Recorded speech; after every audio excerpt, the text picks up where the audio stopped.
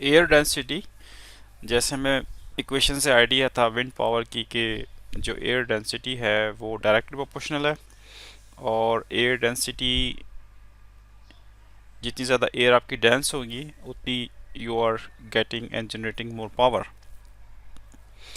तो अगर हम विंड पे साइड के ऊपर जाते हैं और हमें कैलकुलेशंस करनी पड़ती है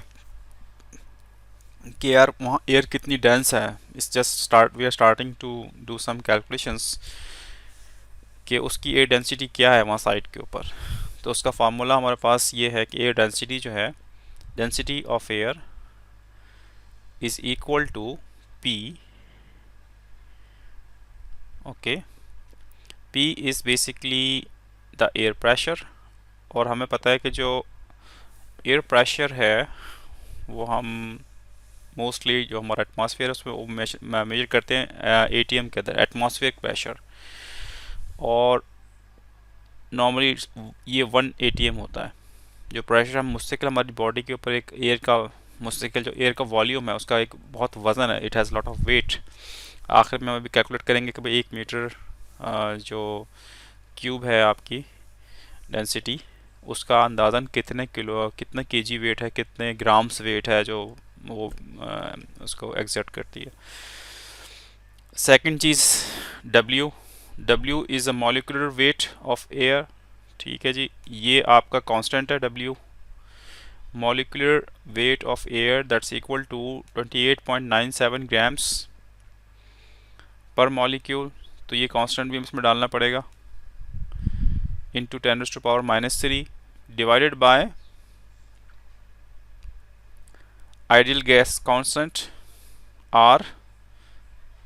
ideal gas constant is also a universal constant that you need to use. So हमारे पास ये कांस्टेंट आ गया, that is 8.2 into 10⁻⁵ metre cube into the atmospheric pressure divided by the molecule into k naught। Okay, so ये constant हमारे पास आ गया आइडियल गैस कांस्टेंट। फिर टेम्परेचर आपके पास आ गया, तो टेम्परेचर वो हम डिग्री सेंटीग्रेड या डिग्री फ़ारेनहाइट में हम नहीं यूज़ करते, इस फार्मूले में हम यूज़ कर रहे हैं डिग्री केल्विन। तो इन सब चीज़ों को जब पुट करोगे तब you will going to get an air density. इसमें जो इंटरेस्टिंग थिंग है कि आर आपके पास कांस्टेंट है, डब्ल्यू आपके पास कांस्टेंट है, रिमेनिंग थिंग जो भी डेंसिटी की में आपके पास प्रैक्टिकली काम कर रही है कि एयर कितनी डेंस होगी साइड के ऊपर, वो प्रेशर है। और दूसरे नंबर पे आपके पास आ गया टेम्परेचर। ओके, प्रेशर भी most of the time you can take it as 1 TM, then it comes mainly on the temperature. तो टेम्परेचर का रिलेशनशिप आप देख रहे हैं एयर डेंसिटी के साथ है इनवर्सली प्रोपोर्शनल, यानी कि जैसे जैसे टेम्परेचर बढ़ेगा आपकी एयर डेंसिटी जो है ना वो कम होती चली जाएगी। इसका मतलब ये है कि अगर आपके पास सनी डे है, ठीक है, अगर आपके पास विंड टर्बाइन है और एक हॉट सनी डे है, हवा चल रही है उसमें, और अचानक से बादल आ जाते हैं, टेम्परेचर कम हो जाता है, तो उसकी डेंसिटी जो है ना वो बढ़ जाएगी। जैसे हमने देखा था कि हमने जो हमारा टॉपिक था last time, how basically wind flow कैसे होती है ज़मीन के अंदर ना, this is due to difference of pressure that is being created by difference of temperature. Air heat होने के बाद ऊपर उठती है, और जो जब मॉलिक्यूल्स ऊपर जाते हैं एयर के तो नीचे आपके पास समझ लें वैक्यूम जनरेट हो जाता है। और जब आप नीचे वैक्यूम जनरेट होगा यानी वैक्यूम के करीब आएगा वो जगह, तो उसमें जो उसकी डेंसिटी है, जो वो एयर की जो थिकनेस कह लें, वो कम हो जाएगी, और इस तरीके से जो आपकी एयर डेंसिटी है वो कम हो जाएगी। तो हॉट सनी डे में आपकी जनरेशन आपको एट द गिवन स्पीड कम मिलेगी। इसी तरीके से अगर आपके पास लाइट रेन शावर हो गया और साथ में विंड भी है, सेम विंड है, तो you are going to get a very good, क्योंकि temperature is going down, so you're going to get a very good air density. So higher the air density, higher is the power, wind power।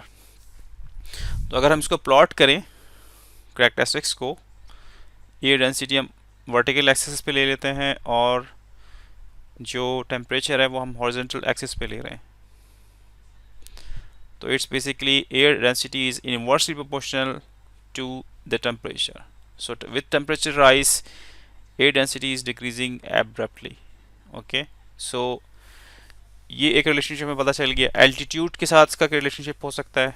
ये तो हमारा relationship हो गया temperature के साथ density का. Altitude के साथ क्या रिलेशनशिप हो सकता है? जैसे जैसे आपका एल्टीट्यूड आपका बढ़ता है, आप हाइट पे जाते हो, साथ साथ आपका प्रेशर कम हो जाएगा. और जैसे जैसे प्रेशर कम होगा आपकी डेंसिटी, एयर डेंसिटी भी साथ में कम हो जाएगी.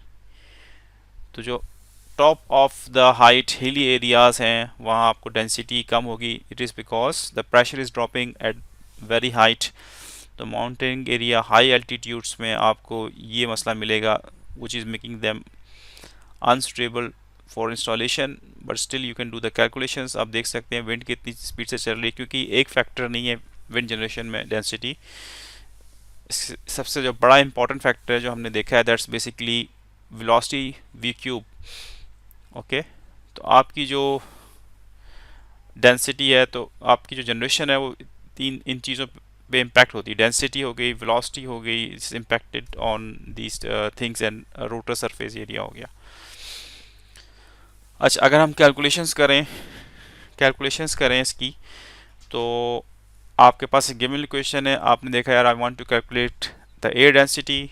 सो you want to make this site, you want to install the turbines there. The temperature is 30 degrees. let's suppose उस जगह का एवरेज टेम्परेचर आप साल का भी निकालेंगे तो आपको मिल सकता है उसके अंदर. ठीक है, उससे अंदाज़ा हो जाएगा कि यार कितनी डेंसिटी रहेगी एवरेज मेरे पास per year, per annum. Eight given months भी आप निकाल सकते हैं कि यार कितनी डेंसिटी रहेगी, और उसको आप डालने के बाद एक टेंटेटिव फोरकास्ट आपको मिल जाएगी कि यार ये फोरकास्ट है इस इलाके की.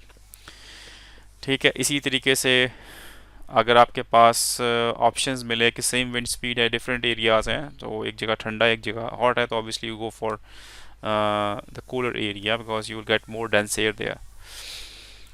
ओके, सो एयर डेंसिटी में आपके पास ये फार्मूला था P into W, that's the constant जो हमने देखा है, और W is a constant molecular weight, divided by R, that's constant as well, gas constant, in divided by the temperature. जब इनकी वैल्यूज़ आप पुट करेंगे, P is 1 atmospheric, molecular weight is 28.97 into 10⁻³ divided by the R constant. R is the ideal gas constant. Again, you're putting the value 8.2 into 10⁻⁻5. Then you're putting the temperature 273 plus the 30 degrees. Okay, so when you put all these things, you're going to get the air density